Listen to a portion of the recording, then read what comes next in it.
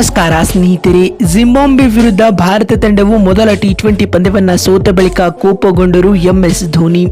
ಬಳಿಕ ತಂಡದ ಸೋಲಿಗೆ ಬಿಚ್ಚಿಟ್ಟರು 5 ದೊಡ್ಡ ಕಾರಣಗಳನ್ನು. ಹಾಗಾದರೆ ಸುದ್ದಿಯ ಸಂಪೂರ್ಣ ಮಾಹಿತಿ ಏನು?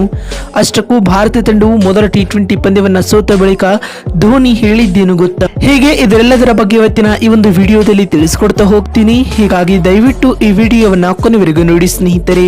ಆದರೆ ಅದಕ್ಕಿಂತಲೂ ಮುನ್ನ ನೀವು ಕೂಡ ಧೋನಿರವರ ಅಭಿಮಾನಿಗಳಾಗಿ ಈ ವಿಡಿಯೋವನ್ನ ನೋಡುತ್ತಿದ್ದರೆ ಹ್ಯಾಪಿ ಬರ್ಡೇ ಮಿಸ್ಟರ್ ಕೂಲ್ ಅಂತ ಕಾಮೆಂಟ್ ಮಾಡುವ ಮೂಲಕ ನಮ್ಮನ್ನ ಸಪೋರ್ಟ್ ಮಾಡಿ. ಹೌದು ಸ್ನೇಹಿತರೆ, ಹರಾರಿಯ ಸ್ಪೋರ್ಟ್ಸ್ ಕ್ಲಬ್ ಅಂತಾರಾಷ್ಟ್ರೀಯ ಮೈದಾನದಲ್ಲಿ ನಡೆದ ಭಾರತ ಹಾಗೂ ಜಿಂಬಾಬ್ವೆ ನಡುವಿನ ಮೊದಲ ಟಿ20 ಪಂದ್ಯವನ್ನ ಟೀಂ ಇಂಡಿಯಾವು 13 ರನ್ಗಳಿಂದ ಹೀನಾಯವಾಗಿ ಸೋತಿದೆ ಸ್ನೇಹಿತರೆ. ಈ ಒಂದು ಪಂದ್ಯದಲ್ಲಿ ಟಾಸ್ ಗೆದ್ದಂತಹ ಟೀಂ ಇಂಡಿಯಾ ತಂಡದ ನಾಯಕ ಶುಭ್ಮನ್ ಗಿಲ್ ರವರು ಮೊದಲು ಬೌಲಿಂಗ್ ಮಾಡುವ ಆಯ್ಕೆಯನ್ನ ಆಯ್ದುಕೊಳ್ಳುತ್ತಾರೆ.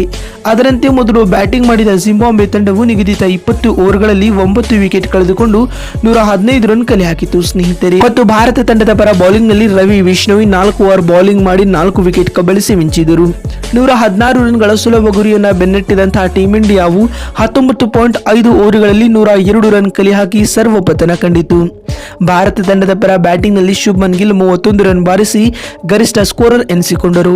ಇದರೊಂದಿಗೆ ಜಿಂಬಾಬ್ವೆ ತಂಡವು 13 ರನ್ಗಳ ಭರ್ಜರಿ ಗೆಲುವು ದಾಖಲಿಸುವ ಮೂಲಕ ಸರಣಿಯಲ್ಲಿ 1-0 ಮುನ್ನಡೆಯನ್ನ ಪಡೆದುಕೊಂಡಿದೆ ಸ್ನೇಹಿತರೆ. ಇದೀಗ ಭಾರತ ತಂಡವು ಮೊದಲ ಟಿ20 ಪಂದ್ಯವನ್ನ ಸೋತ ಬಳಿಕ ಮಾತನಾಡಿರುವ ಎಂಎಸ್ ಡಿ ರವರು ಈ ರೀತಿಯಾಗಿ ತಿಳಿಸಿದ್ದಾರೆ. ಜಿಂಬಾಬ್ವೆ ವಿರುದ್ಧದ ಮೊದಲ ಟಿ20 ಪಂದ್ಯದಲ್ಲಿ ಭಾರತ ತಂಡದಿಂದ ಈ ರೀತಿಯಾದ ಕಳಪೆ ಆಟವನ್ನ ನಾನು ನಿರೀಕ್ಷಿಸಿರಲಿಲ್ಲ.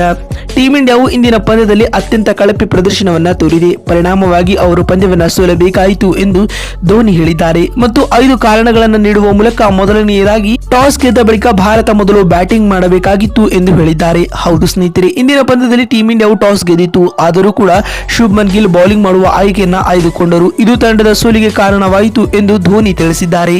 ಮತ್ತು ಎರಡನೇ ಕಾರಣವನ್ನ ನೀಡಿರುವ ಅವರು ಶುಭ್ಮನ್ ಗಿಲ್ ರವರ ಕ್ಯಾಪ್ಟನ್ಸಿ ಚೆನ್ನಾಗಿರಲಿಲ್ಲ ಎಂದು ಹೇಳಿದ್ದಾರೆ. ಹೌದು, ಗಿಲ್ ರವರ ನಾಯಕತ್ವ ಇಂದಿನ ಪಂದ್ಯದಲ್ಲಿ ಉತ್ತಮವಾಗಿರಲಿಲ್ಲ. ಇದು ಕೂಡ ತಂಡದ ಸೋಲಿಗೆ ಪ್ರಮುಖ ಕಾರಣವಾಯಿತು ಎಂದು ಧೋನಿ ಹೇಳಿದ್ದಾರೆ. ಮತ್ತು ಮಾತು ಮುಂದುವರಿಸಿದ ಅವರು ಮೂರನೇ ಕಾರಣವನ್ನು ನೀಡುವ ಮೂಲಕ ತಂಡದ ಬ್ಯಾಟಿಂಗ್ ವಿಭಾಗ ಕಳಪೆಯಾಗಿತ್ತು ಎಂದು ಹೇಳಿದ್ದಾರೆ.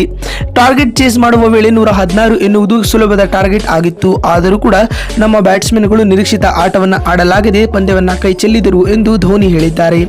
ಇನ್ನು 4ನೇ ಕಾರಣವನ್ನ ನೀಡಿರುವ ಅವರು ಪಾದಾರ್ಪಣೆ ಮಾಡಿದ ಯಾವೊಬ್ಬ ಆಟಗಾರನಿಂದಲೂ ಕೂಡ ನಿರೀಕ್ಷಿತ ಆಟ ಮೂಡಿ ಬಂದಿಲ್ಲ ಎಂದು ಹೇಳಿದ್ದಾರೆ.